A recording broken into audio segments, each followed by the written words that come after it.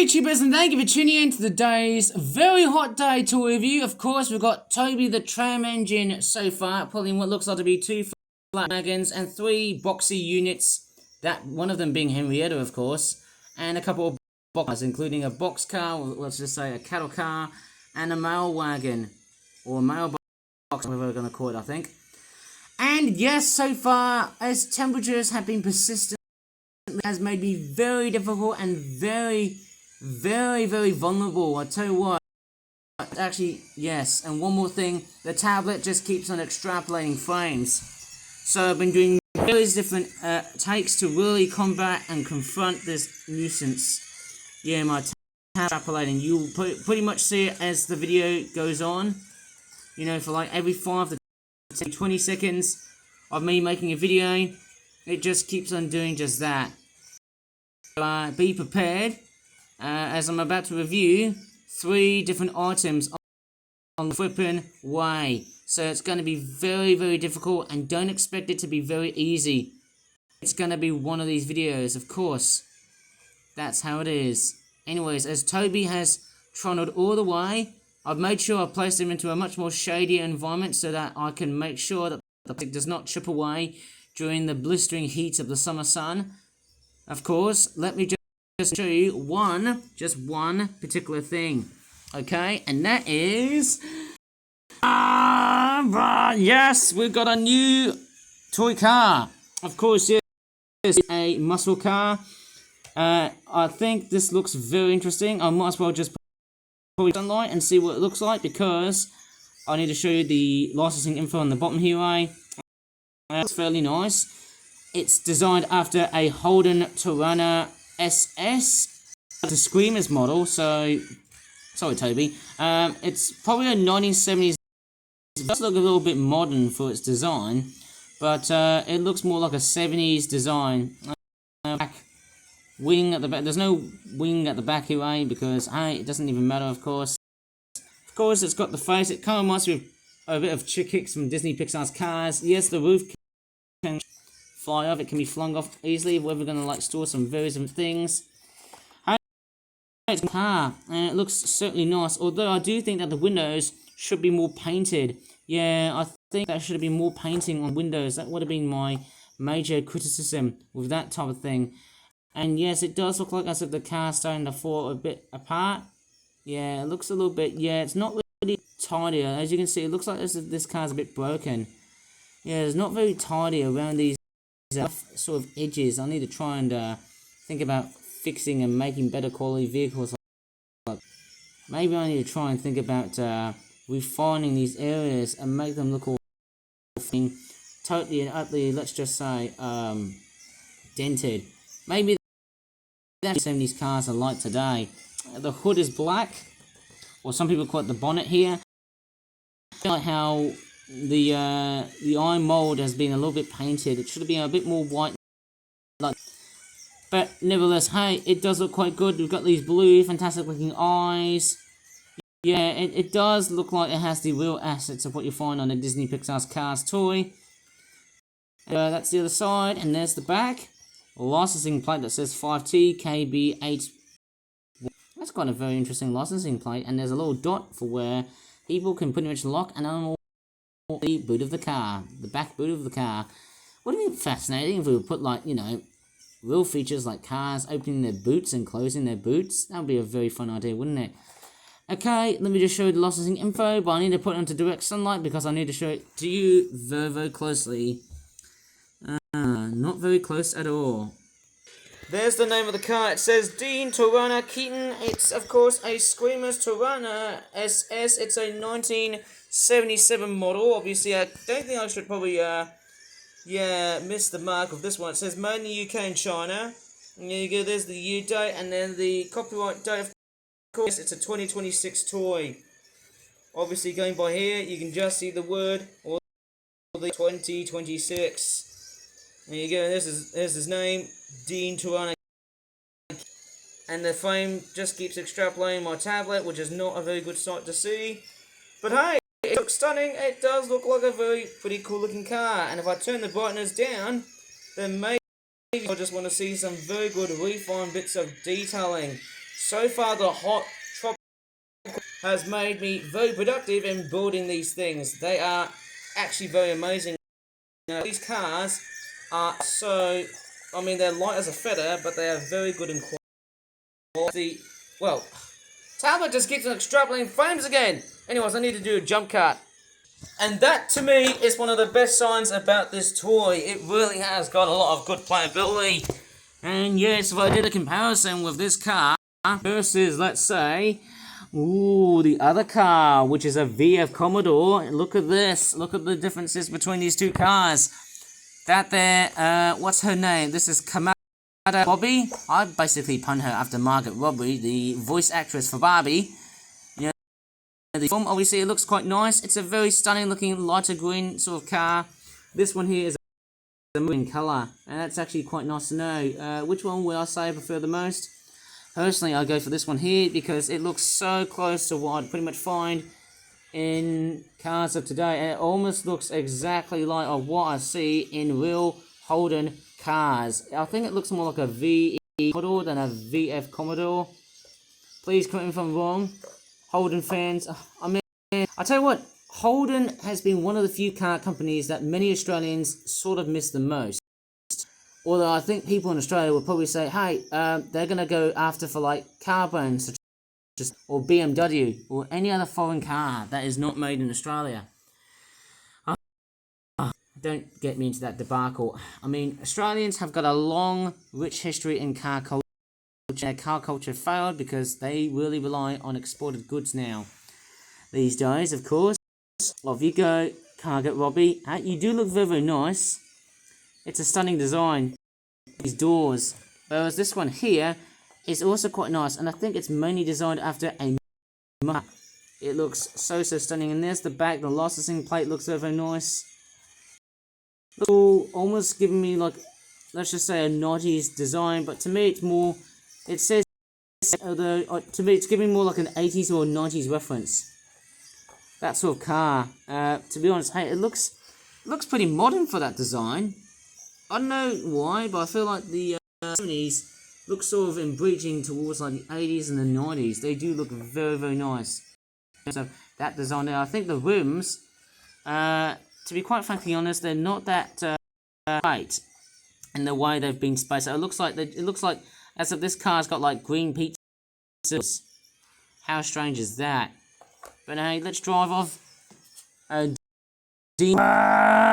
let's move on to something that before we're going to drag on, sorry for the pun, we've got Toothless from How to Train Your Dragon. Now, if you remember my previous toy review that I've made back in 2025 when the How to Dragon film was straight for released, yes, Toothless is very much in his bipedal form. And I don't know how I make Toothless. Sort of like, oh, okay. So he has that chomping jaw action, eh? Look at that. Used to remember. I mean, do you used to remember? Look at that. And the frame keeps on extrapolating. I don't know if that is a recent How to Train Your Dragon toy, or is it just a toy that has been owned by another owner? Quite nice, isn't it? It looks pretty good. Looks sort of nice, isn't it? Hey, I wonder how this toy. Oh, okay. Oh, I've actually forgot. So it's actually from the it's actually from this articulated. And the tablet just keeps extrapolating frames. Anyways, I need to do a jump cut.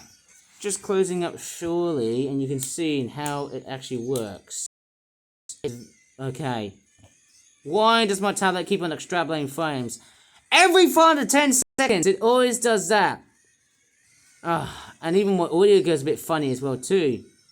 Right, I should show you how it works, and you can see how it pivots along the way, as you can just see how nicely pivoted this area here is. As you can just see that the there's some sort of articulated arm that's actually like there could be like a double set of arms that's Toothless to.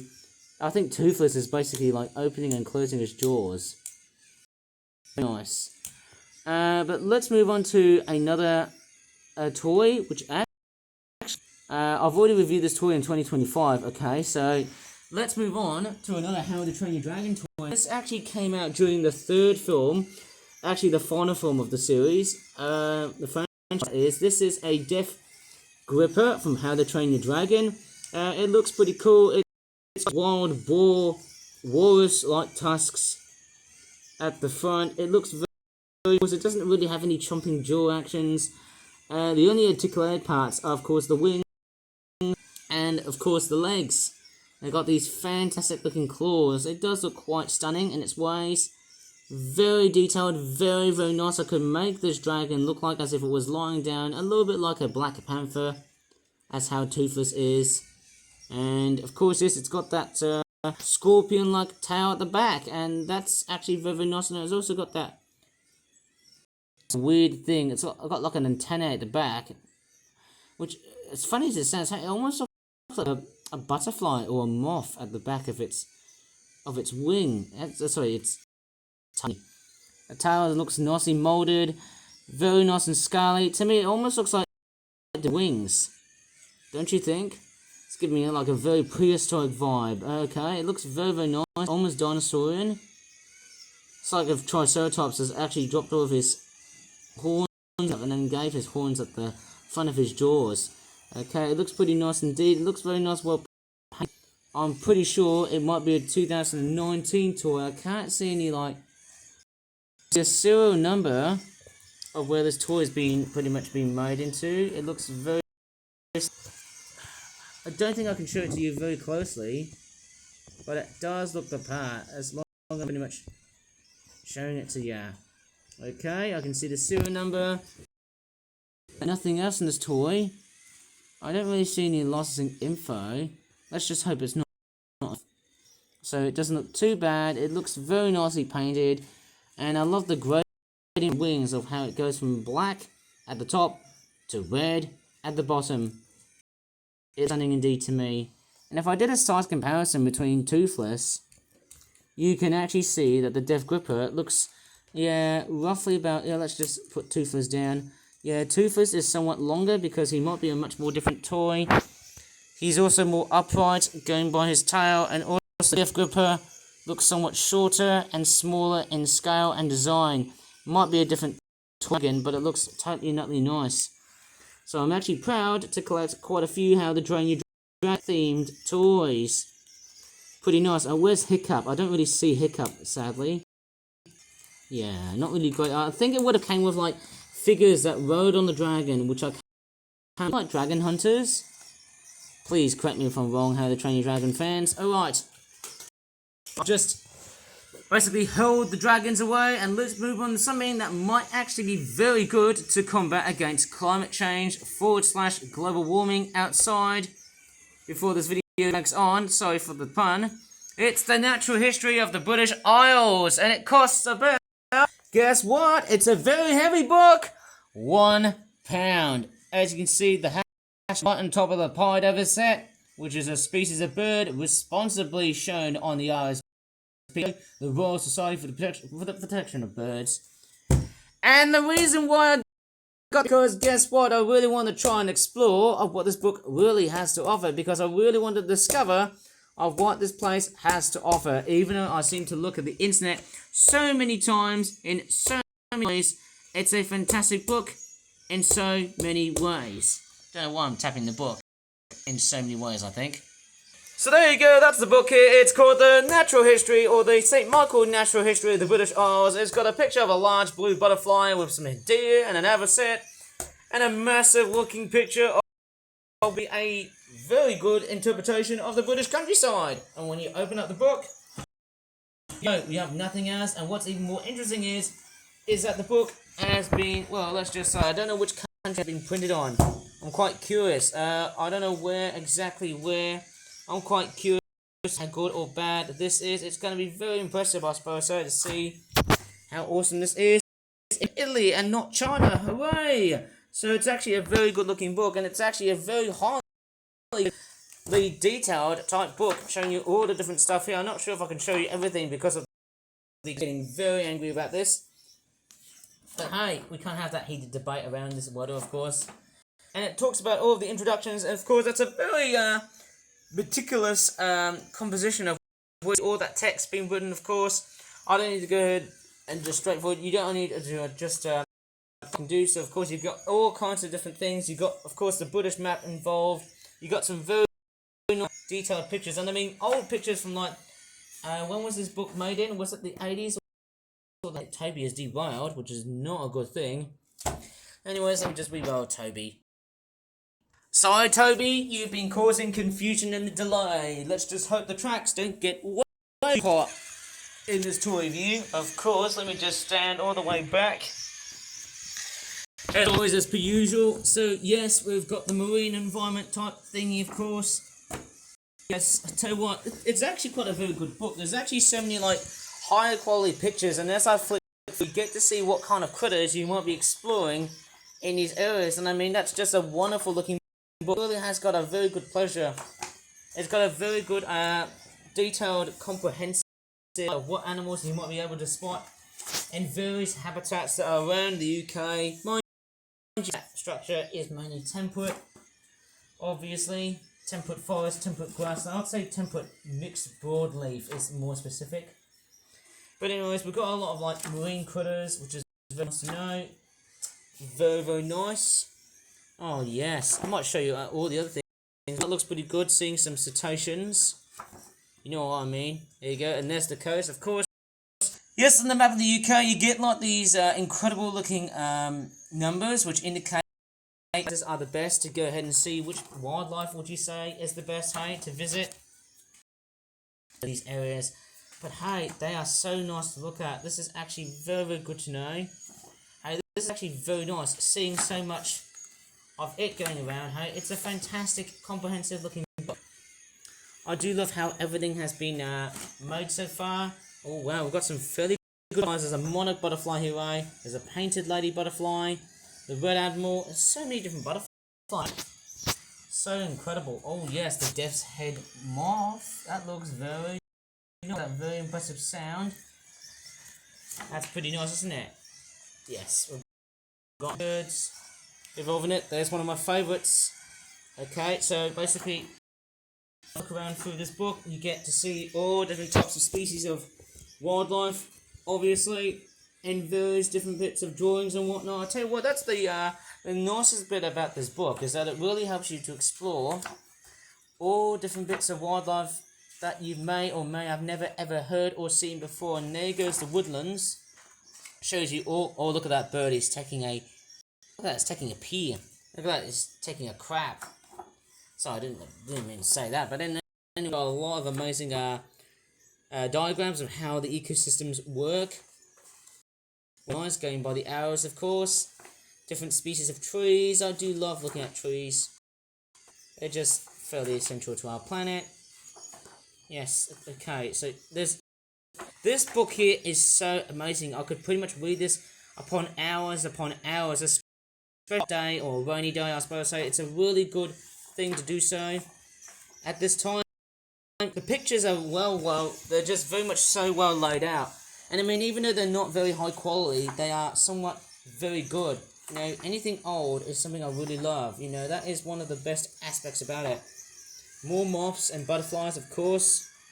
So there's just so much of it going on here, eh? Very, very nice. And yes, we've got some birds around here, eh? There's quite a lot here, eh? That's fairly nice seeing that, somehow. I'm actually so glad I'm seeing the hell I'm looking at. So many woodland birds.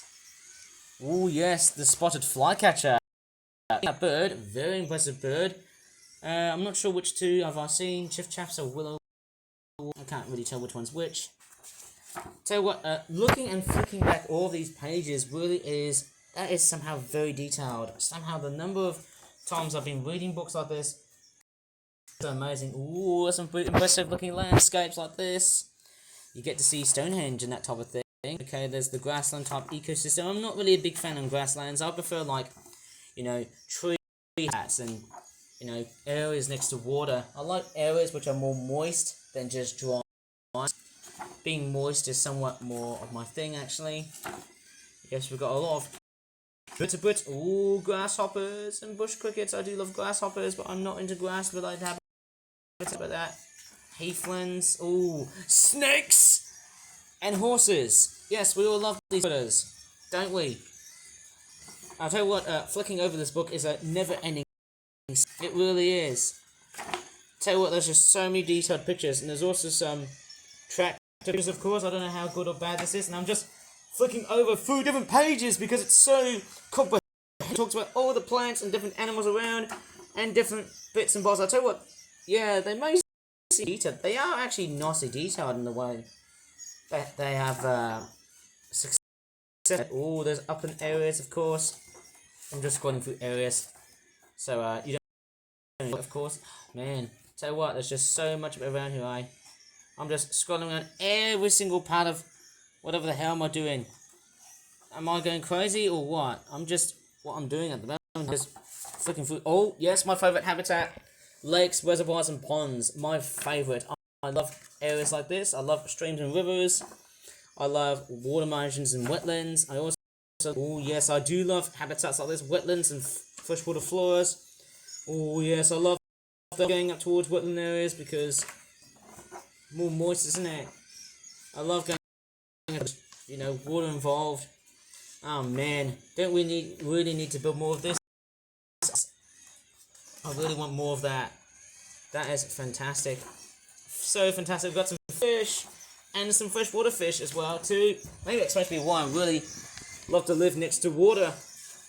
Man, I really do. I really love living next to water, and you've got some fantastic birds. And of course there's a kingfisher here and a great crested grebe.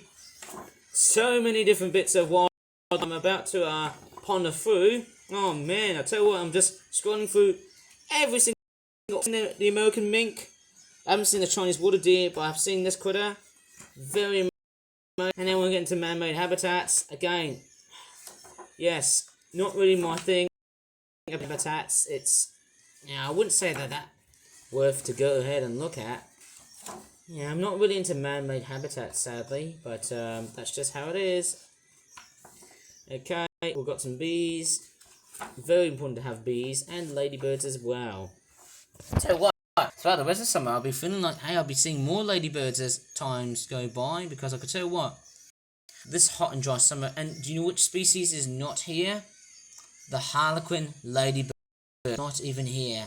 And it's very interesting to see why, hey?